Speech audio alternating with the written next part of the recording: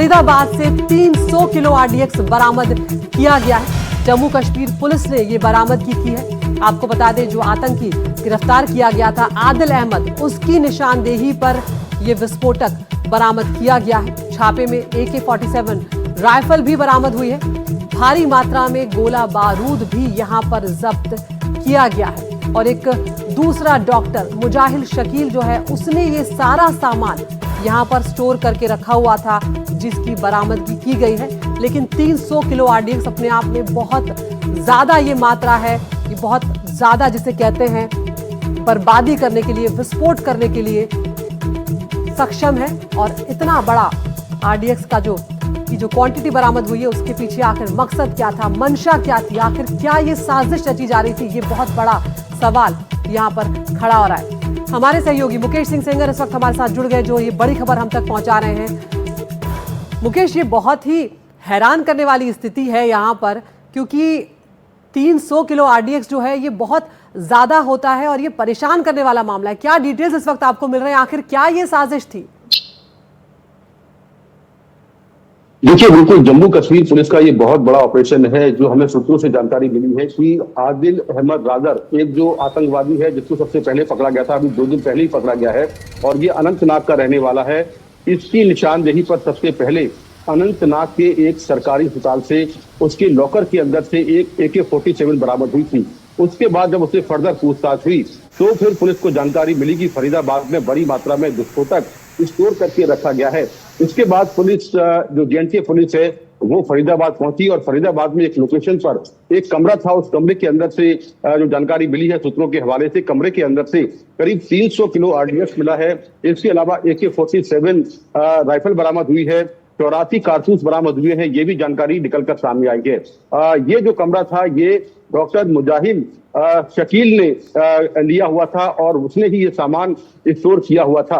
Police doctor मुजाहिल Shakeel को भी अपने साथ में लेकर आई थी और उस कमरे के अंदर से बड़ी मात्रा में विस्फोटक बरामद किया गया है। तो JNK पुलिस ने ये सारा जो रिकवरी है वो कर ली है और ये पूरा जो ऑपरेशन है वो हरियाणा किया गया था। पुलिस ने, जो JNK पुलिस है, उसने 2 डॉक्टर गिरफ्तार किए हैं। डॉक्टर जो अनंतनाग से पकड़ा गया था और दूसरा डॉक्टर मुजाहिल शकील, जिसको गिरफ्तार किया गया है, जिसकी निशानदेही पर ये पूरा जो रिकवरी है वो हुई है। इसके अलावा ये भी जानकारी मिली है कि ये दोनों डॉक्टरों के अलावा एक और डॉक्टर इस पूरे टेरर सिंडिकेट में शामिल है और वो अभी भागा हुआ है, उसकी तलाश की जा रही है। तो डॉक्टरों का ये पूरा टेरर नेटवर्क था जिसको JNK पुलिस, जिसका भंडाफोड़ किया है। और JNK पुलिस के हवाले से ये जानकारी निकलकर सामने आ रही है कि ये लोग एक आउटपुट है, ये जुड़े हुए थे और लगातार उसके लिए काम कर रहे थे। लेकिन जिस तरह से विस्फोटक बरामद हुआ है, उससे आप इस बात का अंदाजा लगा सकते हैं कि इनके इरादे क्या थे, क्योंकि इतनी बड़ी मात्रा में आरडीएक्स का बरामद होना ये साफ तौर पर ये दिखाता है कि इनके मंसूबे बहुत खतरनाक थे। और अगर ये विस्फोट होता इतनी बड़ी मात्रा में आरडीएक्स, तो कितने बड़े इलाके में तबाही हो सकती थी। लेकिन JNK पुलिस ने समय रहते इस पूरे टेरर नेटवर्क का भंडाफोड़ किया है। 2 डॉक्टर पकड़े गए हैं और एक और डॉक्टर है जिसकी अभी तलाश की जा रही है। बिल्कुल मुकेश, आप बने रहिए हमारे साथ। हम वो तस्वीर भी दिखा रहे हैं उस आतंकी डॉक्टर की, जिसकी निशानदेही पर ये सारी बरामदगी जो हुई है। आदिल अहमद की तस्वीर आप यहाँ पर देख रहे हैं, जिसे जम्मू कश्मीर में गिरफ्तार किया गया था और जब उससे सख्ती से यहाँ पर पूछताछ हुई है तो उसी ने ये जगह बताई जहां पर फरीदाबाद में ये 300 किलो आरडीएक्स बरामद हुआ है। AK-47 राइफल यहाँ पर बरामद हुई है, कई जिंदा कारतूस भी यहाँ पर बरामद किए गए हैं। और साथ ही यहाँ पर एक दूसरा डॉक्टर मुजाहिल शकील जो है, उसने ये यहाँ पर गिरफ्तार करके, उसने यहाँ पर सारा सामान स्टोर करके रखा हुआ था। मुजाहिल शकील जो भी एक और डॉक्टर है, मुकेश, उसको लेकर क्या डिटेल्स यहाँ पर मिल रहे हैं, क्या उसका बैकग्राउंड यहाँ पर रहा है? देखिए, डॉक्टर मुजाहिल शकील भी जम्मू कश्मीर का रहने वाला है। हालांकि उसके बारे में बहुत ज्यादा डिटेल्स अभी JNK पुलिस ने शेयर नहीं किए हैं, लेकिन ये जानकारी मिली है कि ये दोनों डॉक्टर जो हैं वो इस टेरर नेटवर्क का हिस्सा थे और इसके अलावा कुछ और भी लोग इसमें इन्वॉल्व हैं। एक और डॉक्टर इसमें शामिल है जो भागा हुआ है, ये भी जानकारी मिली है। तो कुल मिलाकर अभी इनसे लगातार जो एजेंसियां हैं वो पूछताछ कर रही हैं। NIA भी पूरे मामले पर नजर बनाए हुए है, क्योंकि रिकवरी बहुत ज्यादा है और बड़ा टेरर ग्रुप है, तो सारी एजेंसियां इस पूरे मामले पर नजर बनाए हुए हैं। जी मुकेश, और ऐसे में फरीदाबाद दिल्ली से बिल्कुल सटा हुआ इलाका है और जब यहां पर इतनी बड़ी तादाद में विस्फोटक बरामद हुआ है तो कहीं ना कहीं ये शक जाता है कि क्या राजधानी दिल्ली को यहां पर दहलाने की साजिश तो नहीं थी ये? देखिए बिल्कुल अभी हालांकि इनका मोटिव क्या था, इतना ज्यादा विस्फोटक इन्होंने यहाँ पर स्टोर करके क्यों रखा हुआ था, इसको लेकर अभी पुलिस ने कोई भी जानकारी नहीं दी है।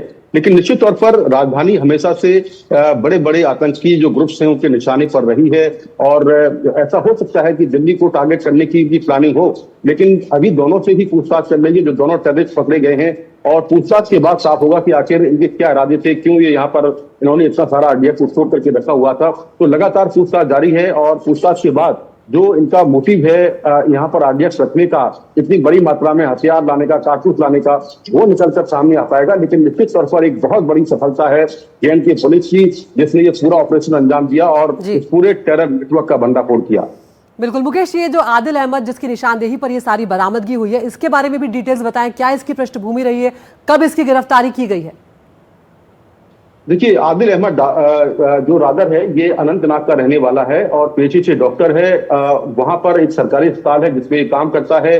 उसके पकड़े जाने के बाद उसके अस्पताल के लॉकर से जो AK-47 बरामद हुआ, जिसकी मैंने तस्वीर अभी कुछ दिन पहले भेजी है, ये AK-47 उसके अस्पताल के लॉकर से बरामद हुई और उसके बाद उससे फर्दर पूछताछ हुई तो फिर फरीदाबाद में जो कंसाइनमेंट थी पूरी ये विस्फोटक थी वो बरामद की गई है। तो निश्चित तौर पर ये बहुत बड़ा टेरर ग्रुप है और इनके इरादे क्या थे इसको लेकर अभी पूछताछ चल रही है।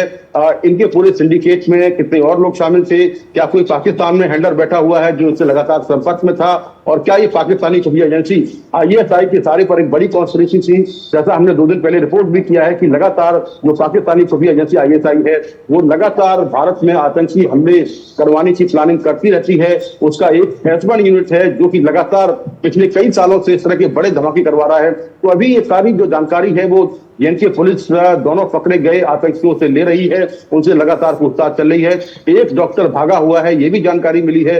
तो इसमें कई लोग शामिल हैं और इस पूरे टेरर ग्रुप को लेकर तमाम जो मल्टीपल एजेंसियां हैं वो इस पर लगातार नजर बनाए हुए हैं।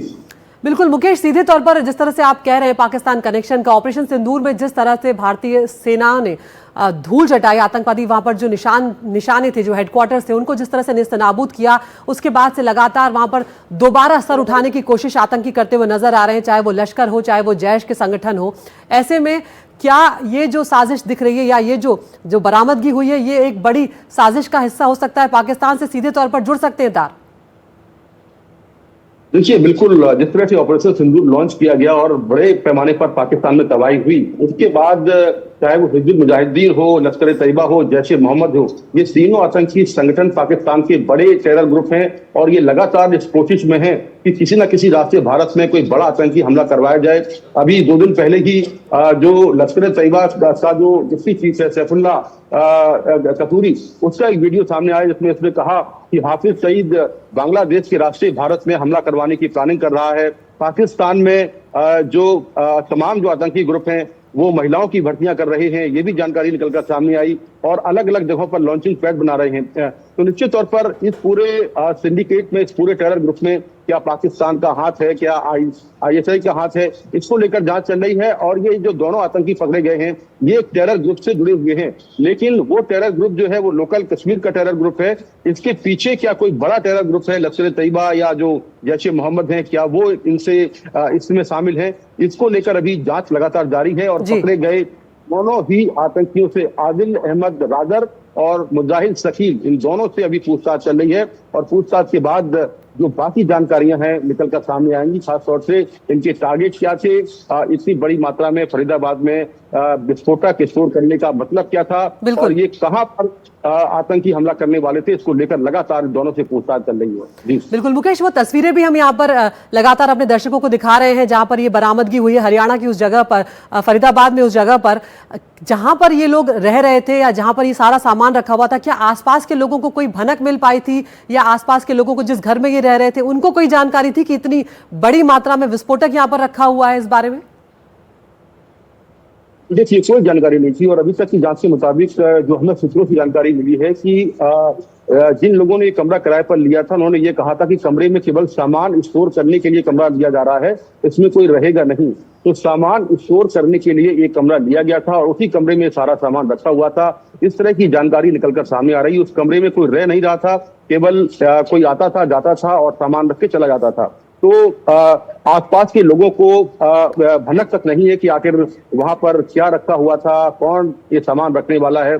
ये तो जब पुलिस ने वहां पर छापेमारी की और छापेमारी के बाद जो रिकवरी हुई इतनी बड़ी मात्रा में, उसके बाद फिर अब मीडिया के जरिए लोगों को जानकारी मिली है कि इस तरह का सामान यहाँ पर रखा हुआ था, विस्फोटक रखा हुआ था। तो जो टेररिस्ट होते हैं वो आमतौर पर अपनी असली पहचान नहीं बताते हैं। जहां भी इस तरह के किराए के कमरे लेते हैं